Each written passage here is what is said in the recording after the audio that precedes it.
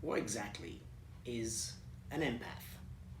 It's this very misunderstood, confusing label that's given to a certain type of person. A neurodivergent. What is a neurodivergent? It's somebody who is not neurotypical. The empath, sometimes referred to as an HSP, highly sensitive person, lives with an elevated sense of, or an elevated level of emotional intelligence. We are attuned to nature, to the universe, to humanity. We are protectors of justice because we feel so much emotionally. We feel the pain when others suffer. And as a result of some of those things, we can be very vocal in our expression to protect humanity. We're generally very kind, good people with good intentions, and sometimes those good intentions are misunderstood, taken advantage of. We attract toxic people. We attract the narcissist. There is a level of arrogance and pretentiousness associated with the empath. Well, what, you think you're better than me? You think you have a higher moral code than I am? Than I have? And in some ways, yes, but there's no arrogance or pretentiousness about it. It's just something that we have, in the sense that somebody who's really good at basketball has a gift in sport. Somebody who's really good at math has a gift in mathematics. Somebody who's good at music has a gift in music. And somebody who's an empath has a gift in sensitivity. It's really that simple. There's no arrogance, there's no pretentiousness about it. We just feel a lot of bloody shit, and it's overwhelming. The other thing about the empath, its origins stem from a sci-fi story from 1958. A Scottish author who had this short story about empaths, and empaths were these people with the skills that I just shared, and as a result of their skills of understanding people deeply and being able to get into their heads and their emotions, the government had a plot to leverage these people for mind control. If you can understand somebody and you know how they function and what their motivation is, there's a level of manipulation that can be leveraged. And so these empaths were going to be used for human control. And so by default of its association with sci-fi, it has this woo-woo impact, this woo-woo effect, this woo-woo stigma. It's not woo-woo. The other theory behind what makes an empath with our heightened levels of emotional intelligence and awareness is through trauma. Most empaths have been abused through childhood trauma.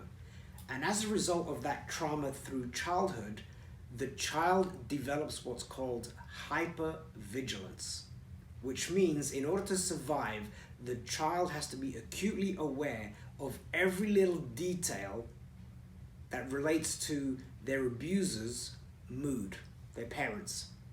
Oh, there's a slight twitch in my father's eyelids. Oh, I know what that means. That means he's going to be angry, and that means I've got to get out of Dodge right now. That means I have to shut up and be submissive in order to survive.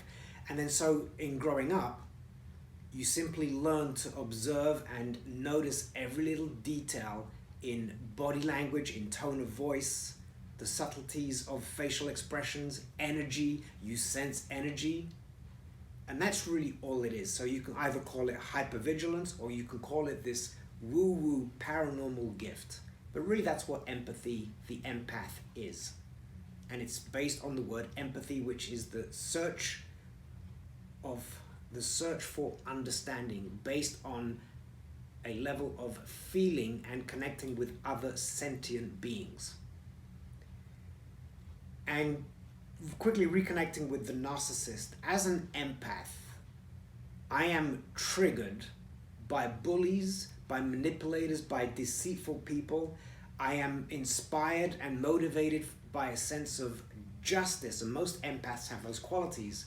So sometimes you will see the empath speak up and speak out on injustice, and we look like we're divisive. We look like we're troublemakers, when really all we're trying to do is raise a level of awareness that this behavior is morally wrong. Some people think we're judgmental. There's a fine line between holding people accountable and blaming and being judgmental. It's a very delicate dance between the two. And the last thing that I want to maybe share about the empath is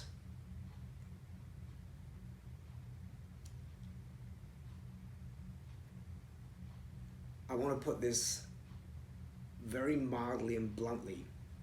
The empath tends to be a pushover. The empath tends to be a people pleaser based on, going back to the childhood abuse, for a sense of validation. We are nurturers, we are carers, we want to help, and we compromise our own core values to achieve those goals. The people pleaser. Until you become conscious and aware of your ability to read people, your sense of justice and humanity, and once you become aware and empowered, then you start to speak up and protect the vulnerable. You now become a voice for the voiceless. And that's where you step into the realm of being a sigma. I call myself the sigma empath. What does sigma mean? Sigma is not the A-type personality, it is not the B-type personality. So the A-type is the dominant, bravado, take control, lead, and allegedly the beta male is the submissive, weak male. The sigma empath is neither or. The sigma empath, or the sigma male rather, the sigma woman, does not lead, does not follow. Sigmas follow their own inner voice. And that can create conflict, it can create alienation, because we have an agenda that nobody really understands because it's a little bit different than the average person.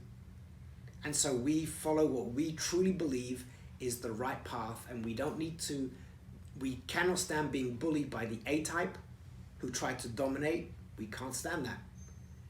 And in contrast, we don't want to dominate anybody else. We share our opinions, but we are receptive and open to conflicting opinions without having to impose our philosophy. And we hate people who impose anything on anybody, because it's not the way humanity is supposed to function. We're not here as beings to be controlled and manipulated. We're here to be free, to share love, to get along. And that's the romantic, poetic intention and messaging of the empath. So hopefully this has provided you some type of value as to what an empath is, and what a sigma, male, woman, human, transgender. I'm open to all of the above. Another thing about the empath, in our search for understanding, we have an ability to embrace that which doesn't necessarily align with our own personal opinions, tastes, and core values. And where we draw the line is, as long as you don't inflict harm, suffering, or pain, we will embrace any walk of life, any philosophy. But once you draw that line and you hurt people, in particular animals and children, then we will get medieval, because as kind as we are, there is a deep level of anger and wrath that lives within us. We can be warriors, we're kind, but we can quickly turn into warriors and social beasts who will speak up.